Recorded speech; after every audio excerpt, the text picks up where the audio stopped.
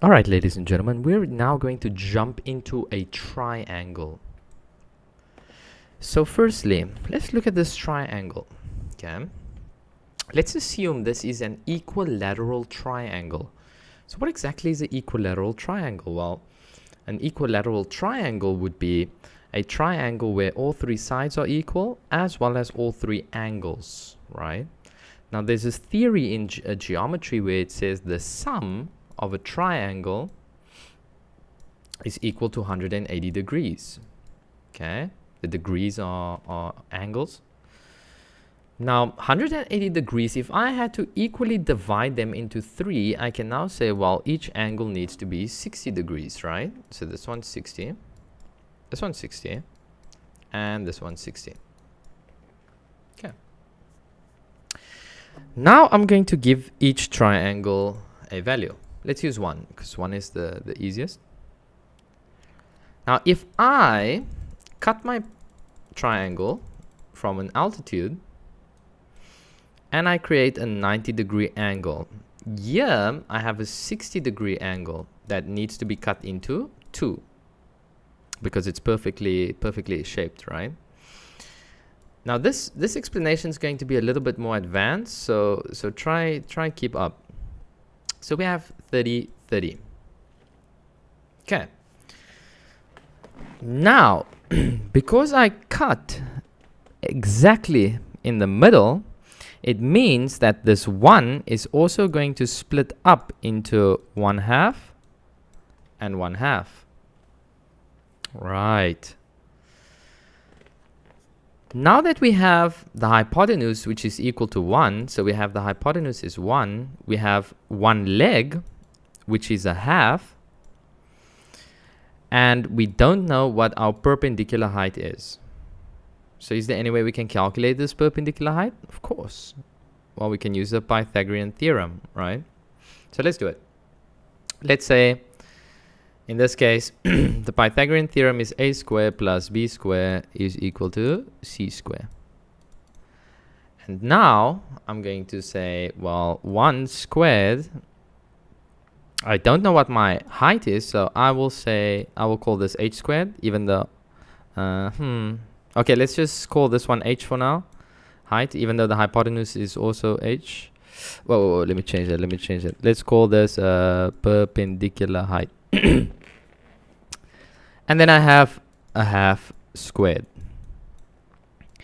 Now, if we want to calculate this, we can now see that this is going to be 1/4 plus the perpendicular height squared is equal to 1 squared. Going to subtract 1/4 on both sides, subtract. Then on this side, if I had to put this into an equation, it's going to be 4/4 minus 1/4. So that leaves me with 3/4 is equal to hypotenuse, or the height, the perpendicular height squared. Now if I want to get rid of the square, or the square, I have to put both of them in a square root. So I'm now going to say, well, h, I'm left with my perpendicular height, and the top I'll leave as a radical, but the bottom I can take the square root of 4, which is 2.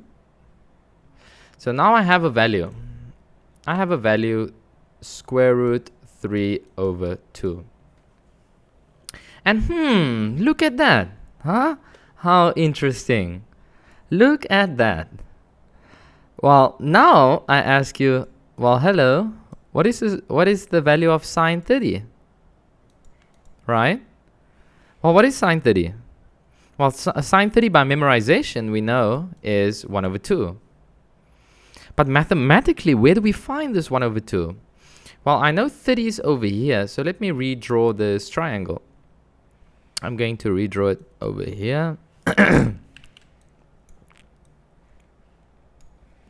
So 30, 60, 90, I have 1, I have square root 3/2, and then I have 1/2.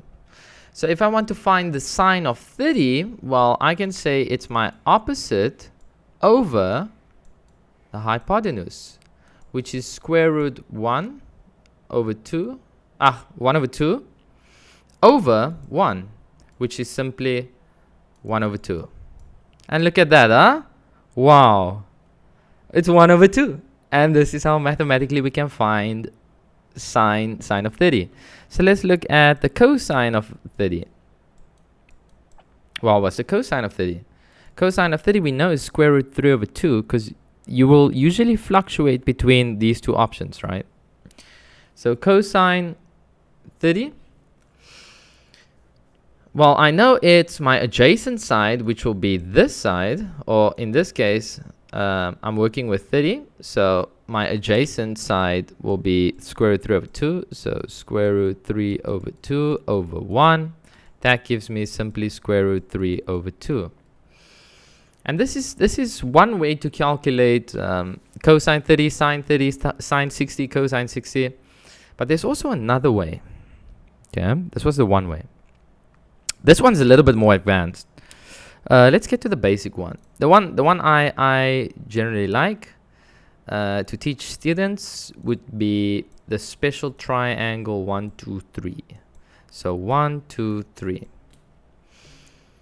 Then you have 60, 30, and square root 90. So 1, 2, square root 3. Now we can do the exact same thing. We can say, well, what is sine? In this case, if I want to ask, now we can think that theta is equal to 30. So if I had to ask you, well, what is sine theta? In this case, I can say, well, sine theta is opposite over hypotenuse. Very simple. I can then say, well, the sine of 30 is equal to the opposite, which is 1 over 2. So it's 1 over 2. I can do the exact same thing with sine 60. Well, what would sine 60 be? Well, now I need to look at this position. So square root 3 over 2. Hypotenuse, or we have the opposite over hypotenuse. The opposite of 60 would be square root 3 over 2. This would be the advanced explanation of how we can find the values of sine 30. Of course, there's still sine 45, 45, 90, but that one I'll do in the next video. But this is quick ways how to find sine 30, cosine 30, sine 60, cosine 60. Okay.